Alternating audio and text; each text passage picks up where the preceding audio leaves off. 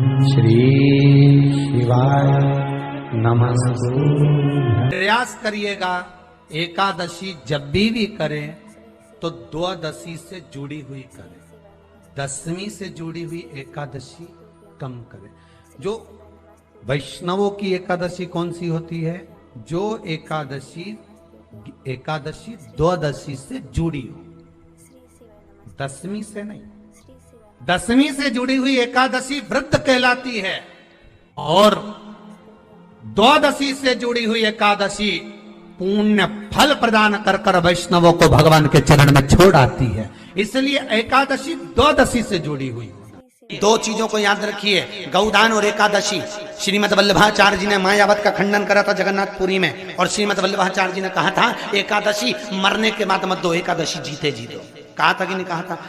जीते जी दान करिए। इसलिए जगदीश में जगन्नाथपुरी में एकादशी उल्टी लटकी हुई है। करें आपने दर्शन? जगदीश में एकादशी को उल्टा लटकाया। क्यों? क्योंकि वल्लभ ने कहा कि एकादशी जीते जी दो। कई पंडितों कहते हैं तुम्हारे दादाजी मर गए, जब 12वें का दिन होता है ना तो पंडित जी संकल्प छुड़ाते हैं, दो एकादशी। बड़े बेटे ने 5 दे दी, छोटी बहू ने 3 दे दी, उसने 2 दे दी, उसने 2 दे दी। तो क्या तुम्हारे दादाजी भिखारी थे जो तुम्हारी एकादशियां लेकर जाएंगे? और तुम कौन होते हो दादाजी को एकादशी देने वाले? तुमने कौन सा इतने पुण्य कर लिए जो तुमने एकादशी दे दी?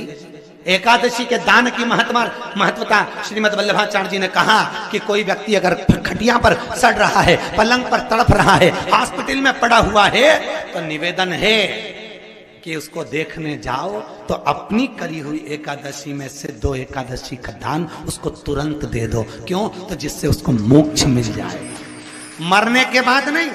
क्योंकि मरने के बाद तो वो 10वें के दिन, गरुड़ पुराण में लिखा है 10 दिन तक जीवात्मा घर की अटारी पे रहती है। कितने दिन? 10 दिन। 10 दिन के बाद जीवात्मा चली जाती है। कहां जाती है? उसको जहां जाना है। 3 दिन में उसको भोग भोगना पड़ता है जीवात्मा को। 3 दिन नरक का भोग भोगती है, उसके बाद स्वर्ग का भोग भोगती है। 18 दिन में ये प्रोसेस पूरी हो जाती है। कितने दिन? 18 दिन। 18 दिन के बाद में उस जीवात्मा को धान के खेत में पटका जाता है। किसके खेत में? धान के, चावल के खेत में। इसलिए कहते हैं एकादशी के दिन चावल मत खाओ। कहते कि नहीं कहते? और क्या कहते हैं? द्वादशी के दिन चावल खाना जरूरी है। एकादशी का पालना करना है तो द्वादशी को चावल का 1 गिलास खाओ, तब द्वादशी को चावल खाओगे तो एकादशी लगेगी। चावल नहीं खाओगे तो एकादशी नहीं लगेगी। द्वादशी को चावल खाना जरूरी है। क्यों कहते हैं? क्योंकि धान के खेत में जीव को छोड़ा जाता है, उस धान के खेत में, चावल के खेत में जीवात्मा रहती है। उसको चिड़िया खाती है तो चिड़िया के रूप में जन्म लेता है, मनुष्य खाता है तो मनुष्य के रूप में जन्म लेता है। इसलिए एकादशी के दिन चावल नहीं खाया जाता, क्योंकि एकादशी के दिन हम चावल खाएंगे तो जीव हत्या का दोष लग जाएगा। फिर कब खाना है? द्वादशी के दिन। द्वादशी के दिन क्यों खाया जाता है? क्योंकि हम एकादशी के व्रत करे रहते हैं, और पहला घासा जब चावल का खाते हैं तो अपनी करी हुई एकादशी का पुण्य जितने जीव हमारे मुंह में जाते हैं उनको उसका पुण्य मिल जाता है, और उनका फिर जन्म नहीं होता, वो तर जाते हैं, उनको एकादशी का भाग मिल जाता है। इसलिए कहते हैं एकादशी को चावल मत खाओ, पर द्वादशी को 10 दिन तक जीवात्मा है। और आपने एकादशी कब दान दी? बोलो जम के। 12वें के दिन, 13वें के दिन आपने एकादशी का दान दिया, वो मिली उनको? अरे बोलो अच्छे से। कई तो अभी तक कर रही होगी, हमारे दादाजी के निमित्त की कर रहा है, कर ले।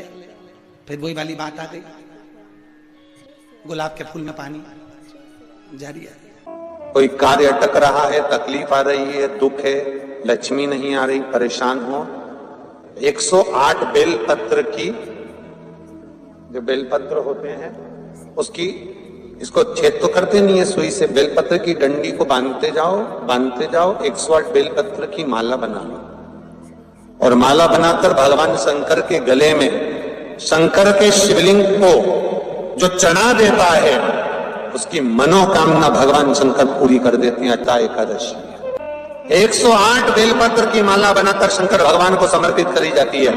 माता लक्ष्मी ने भगवान विष्णु को पाने के लिए तुलसी की माला बनाकर समर्पित करी थी, जैसे सती ने शिव को पाने के लिए, कामना को पूर्ण करने के लिए। शास्त्र कहता है घर के बुजुर्गों को, घर के बड़ों को, जेठ जेठानी हो, सास ससुर हो, घर में जो तुम्हारी उम्र से बड़ा हो, उसको आज पीला फूल या पीली चने की दाल या पीला वस्त्र, कुछ भी पीली सामग्री आज घर के बड़ों को देना चाहिए।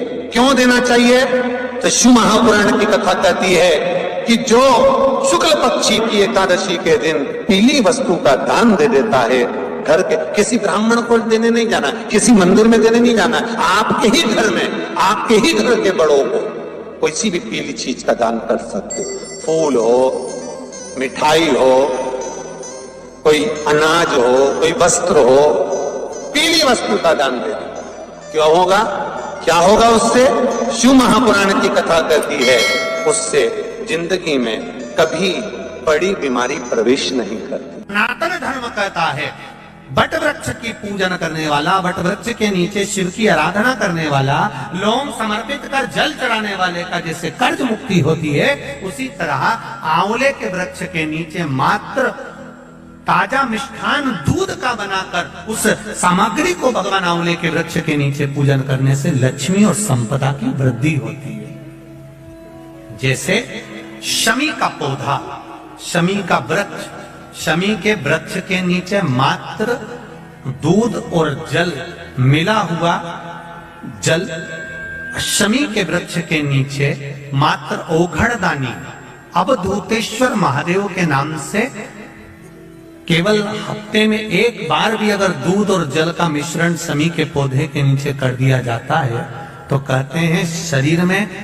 बड़ी से बड़ी अगर बीमारी है, कहीं कैंसर जैसा रोग है या किडनी लीवर जैसा रोग है, कोई भी तकलीफ, कोई गांठ अगर शरीर में हो गई है, तो शमी के वृक्ष के नीचे दूध का जल थोड़ा सा हफ्ते में एक बार अवधूतेश्वर महादेव के नाम से समर्पित कर देने से रोग का निवारण होने लगता है, रोग थम जाता है और आगे नहीं बढ़ पाता और उसका इलाज चालू हो जाता है। सुख का अनुभव।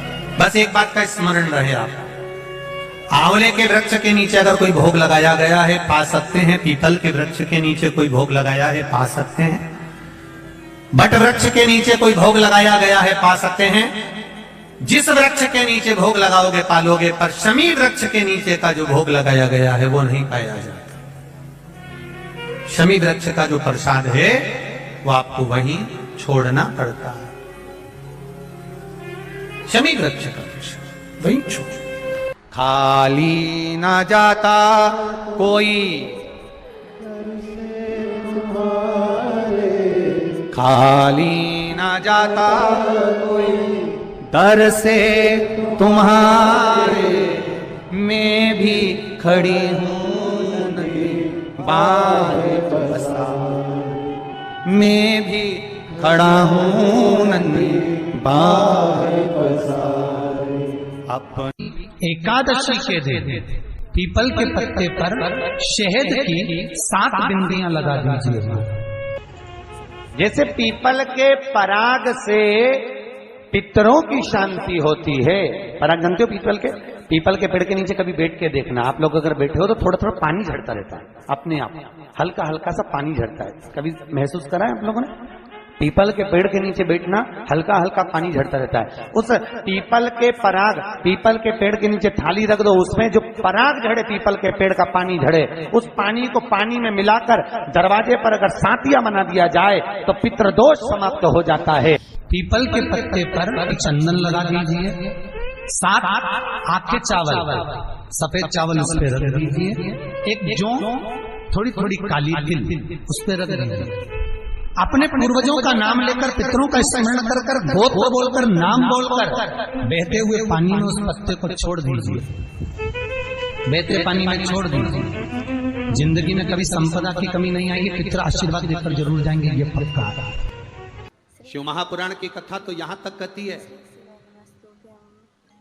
आपके पास में श्राद्ध करने के लिए कुछ भी नहीं है, ब्राह्मण को भोजन कराने के लिए धन भी नहीं है, किसी बहन बेटी को देने के लिए कुछ भी नहीं है। अगर 1 रुपया भी आप अन्नदान में नहीं कर सकते हो तो शिव महापुराण की कथा कहती है, कहीं घास लगी हो, उस घास को हाथ से नोच कर, खींच कर गाय माता के अगर मुख में भी दे दिया जाए तो पितरों को श्राद्ध के बराबर फल प्राप्त है।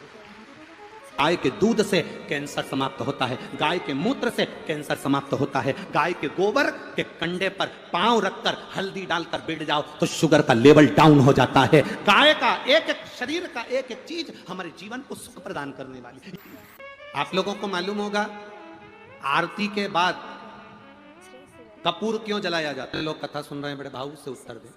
आरती के बाद कपूर क्यों जलाया जाता है? किस लिए जलाया? बहुत दिल से सुनोगे वो दिल से देगा। आरती के बाद कपूर क्यों जलाया जाता है? शिव महापुराण की कथा कथी है, आरती होने के बाद मंदिर, देवालय, शिवालय, पूजन, कथा, सत्संग में कपूर जलाने का एक कार्य इसलिए है, कपूर अश्वमेध यज्ञ की पूर्ण आहुति का फल प्रदान करता है और हमें अश्वमेध यज्ञ का फल मिलता है, इसलिए कपूर को आरती के बाद जलाया जाता है। दुनिया में ऐसा कोई काम नहीं जो तुम नहीं कर सकते, ऐसा कोई काम नहीं जो तुम नहीं कर सकते। वशिष्ठ बाबा ने वर दे दिया, गाय के गोबर पर जो गाय का घी गंडा जलाकर छोड़ेगा, उसके पित्र, उसके देवता, उसके कुल देवी देवता उस पर कृपा करेंगे और उसका जीवन सार्थक करेंगे। दोष है, इसके लक्षण क्या है?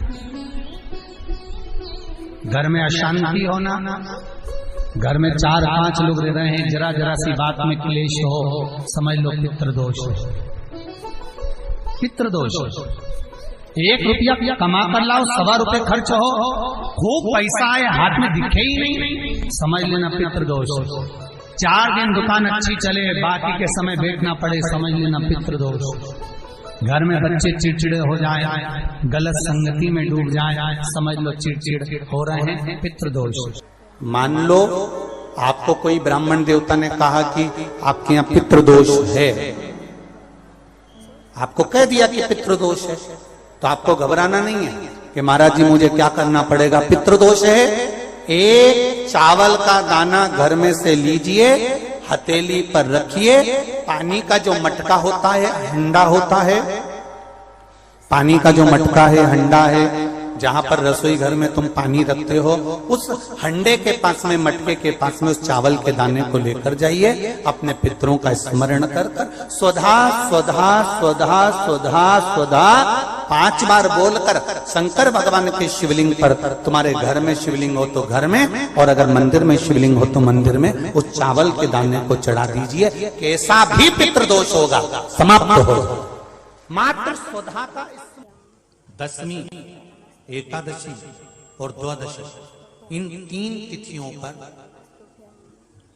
एक रोटी में थोड़ा सा मीठा रखकर, सोमप पितृ का नाम लेकर यदि गाय को खिला दिया जाता है, तो अगर कोई पूर्वज प्रेत योनि में भी पड़ा हुआ होता है, भटक रहा होता है, जिसको पिंड नहीं मिला, जो अचानक मर गया होता है, अधोगति में चले गया होता है, उस जीव की मुक्ति दशमी, एकादशी और द्वादशी, ये 3 दिन सोमप पितृ का नाम लेकर रोटी में, पूड़ी में मीठा रखकर अगर गाय को खिला दिया जाता है, ये 3 दिन तक, तो वो पितृ कभी भटकते नहीं है, उनको मुक्ति प्राप्त हो जाती है, मोक्ष में। अगर किसी कामना के वश अगर हम दीप लगा रहे हैं या हमारे मन में कोई भाव उत्पन्न है और हम बाबा से कहना चाहते हैं कि बाबा मेरा ये कार्य है, आप पूर्ण करिएगा, तो फिर शिव मंदिर में भी लंबी बाती का दीप आप प्रदोष या सोमवार की अष्टमी या सोमवार या आप शिवरात्रि को बाबा से निवेदन कर कर लगा सकते हैं। हाँ, विशेष जब कोई एक बहुत बड़ी बात हो और आपके कार्य में कहीं अटकल हो रही हो, तो एक ही दीप में 2 बाती, शिव और शक्ति, लंबी बाती बनाई, शिव और शक्ति के नाम से 2 बाती एक साथ एक दीप में भी लगा सकते हैं। पर कब? जब विशेष कोई आपका कार्य हो और वो अटक रहा हो, विशेष कोई कार्य, और आप बाबा से प्रार्थना कर रहे हो, तो 2 बाती का भी प्रयोग आप कर सकते हो। ऐसे शिव तत्व को जान में, स्कंद पुराण में कहा गया कि भगवान शिव को रिझाने के लिए सर्वश्रेष्ठ स्थान कि काल को भी जीता जाए, और दक्षिणवर्ती का काल, पितरों को भी जीता जाए, दक्षिणवर्ती का पितृभाव, असुरों को हर तरह से जो हमारे कार्य को सिद्ध करे, तो उत्तर की ओर क्यों, तो उसका भी वर्णन किया गया महाराज। एक बार बड़ा सुंदर चरित्र, भाव से सुनिएगा।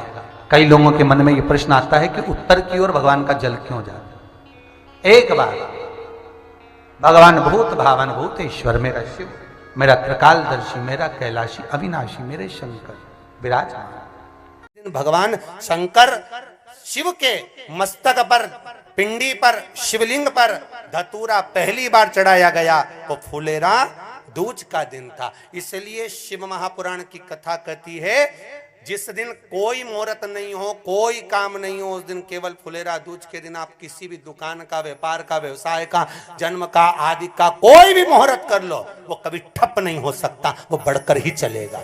सारी जिंदगी के कांटे निकल जाते हैं, सारी जिंदगी के कांटे समाप्त हो जाते हैं फुलेरा दूज। कहते हैं दुनिया में सब दिन का दान, सब दिन का पुण्य समाप्त हो सकता है, और फुलेरा दूज का दान, पुण्य, सत्कर्म, भजन, कीर्तन, नाम स्मरण समाप्त नहीं होता। कर आ जाते हो, अचानक गिर जाते हो, हापड़ी भराने लगती हो थोड़ा सा चलने पर, श्वास फूल जाती हो ज्यादा चढ़ने पर, उनके लिए विशेष है कि धतूरे की जड़ को, धतूरे का जो फल होता है उसकी जड़ महाराज निकाल कर, धोकर, उसको घिसकर शंकर भगवान पर उसका लेपन कर दीजिए। थोड़ी सी जड़ शिव जी पर चढ़ा दीजिए फुलेरा दूज के दिन। उस जड़ को पानी चढ़ाकर वापिस लेकर आ जाइए।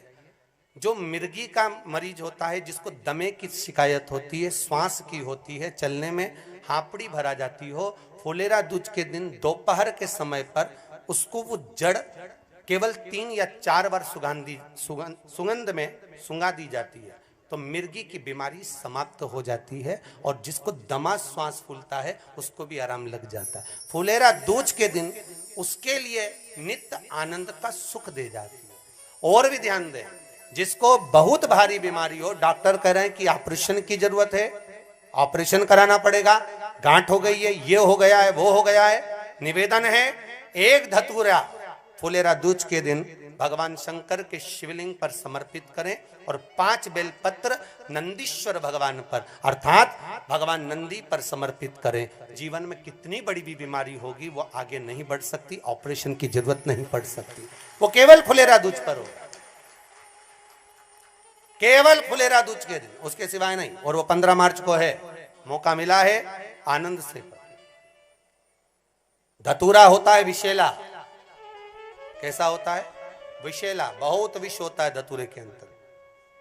पर महाराज भगवान शिव को वो समर्पित किया जाता है जैसे पार्वती जी को लगा, जब कोई साथ नहीं दे रहा, पार्वती जी को लगा जब कहीं से सुख का अनुभव नहीं हो रहा, आनंद का अनुभव नहीं हो रहा, पार्वती जी ले गई धतूरा, पार्वती मैया ले गई उस बेलपत्र को शिव को। और प्रयास करना, अगर दुख है तो एक धतूरा समर्पित कर कर 1 लोटा पानी अवश्य समर्पित कर।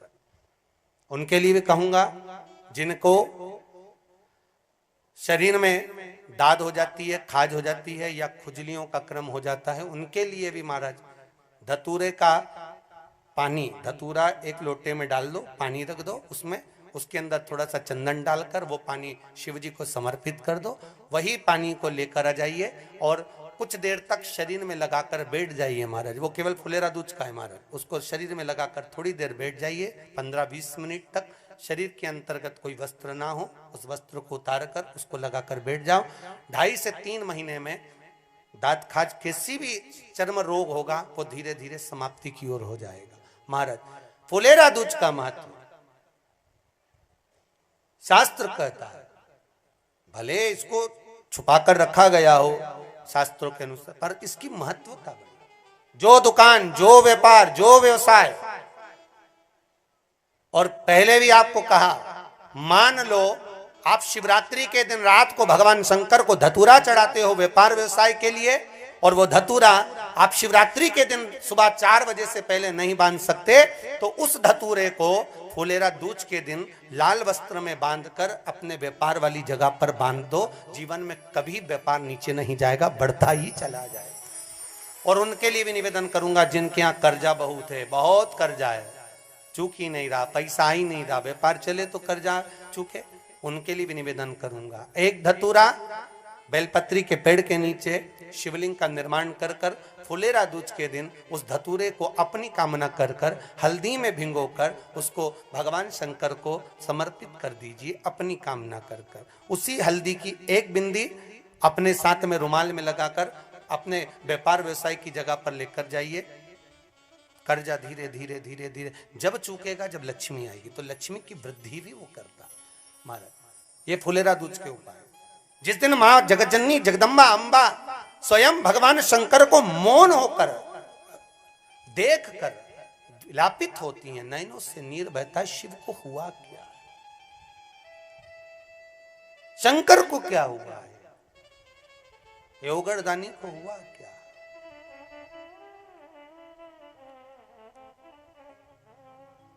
नयन जलता मैं तो बैठी थी गंगा किनारे, मैं तो बैठी थी गंगा किनारे।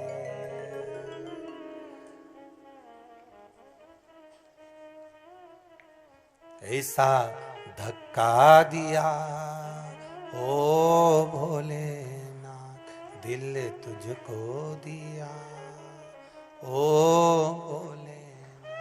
भगवान शिव ओगड़दानी, त्रिकालदर्शी, कैलाशी, अविनाशी, इस चित्तवृत्ति के मन की बात को धारण करने वाले।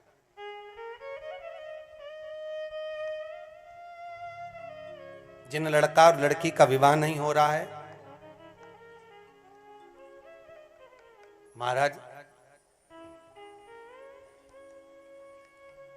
विवाह के लिए बहुत परेशान हो गए, उनके लिए भी 5 बेलपत्र, 1 धतूरा, 5 शमी पत्र अशोक सुंदरी वाले स्थान पर, चाहे मंगल हो, चाहे राहु हो, चाहे केतु हो, सारे ग्रह भले अनुकूल है नहीं है, प्रतिकूल है नहीं है, वो अपने अनुसार उसको लेकर शमी पत्र, बेलपत्र और धतूरा हाथ की हथेली में रखकर, जिसका मंगल विवाह नहीं हो रहा, बहुत कष्टप्रद है, हाथ में रखकर अशोक सुंदरी, अशोक सुंदरी का स्थान सबको मालूम है ना, भगवान शंकर की जलाधारी पर शिवलिंग, पार्वती जी का हस्त कमल, जहां से चरण जल नीचे जाता है, राइट भाग गणेश जी का स्थान, लेफ्ट भाग कार्तिकेय का स्थान। जलाशय में से, जलाधारी में से जो जल नीचे गिरता है बूंद बूंद, वो शंकर भगवान की 5 लड़कियां, जया, विषहरा, शामरीवारी, दोतली और देव। शंकर जी की 1 लड़की और अशोक सुंदरी 6ठे नंबर की, उसका स्थान, इन पानी जो जाता है उसके बीच में जो मोटी सी लाइन होती है, उस मोटी सी लाइन पर जो स्थान है वो अशोक सुंदरी का स्थान है। किसका स्थान है? अशोक सुंदरी। शंकर भगवान का संपूर्ण परिवार, जलाधारी माता पार्वती जी का हस्तकमल, चरण, राइट में गणेश जी, लेफ्ट में कार्तिकेय जी, बीच में अशोक सुंदरी, और ऊपर से जो 1-1 बूंद पानी गिरा रहा है वो है शंकर भगवान की 5 लड़कियां, जया, विषहरा, शामरीवारी, दोतली और देव। शिव की 5।